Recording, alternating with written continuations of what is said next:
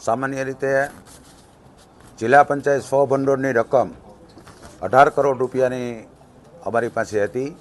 એમાંથી 7.22 કરોડ રૂપિયા જિલ્લાના વિકાસ માટે કે દરેક સદસ્યોને 22 લાખ રૂપિયાની ગ્રાન્ટ આપી કે એમને સૂચનો પ્રમાણે કામ કરવા માટે ફાળવેલા છે।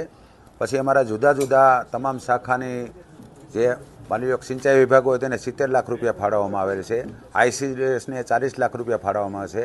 આરોગ્યને 40 લાખ રૂપિયા ફાળવવામાં આવેલા છે। બાંધકામને પણ 1 કરોડ રૂપિયા ફાળવવામાં આવેલા। એટલે જુદી જુદી જે અમારી શાખાઓને જરૂરિયાત મુજબ અમે ફાળવવામાં આવે। અને રાજ્ય સરકારનું અનુદાન 815 કરોડ રૂપિયાનું જે અમને મળે છે।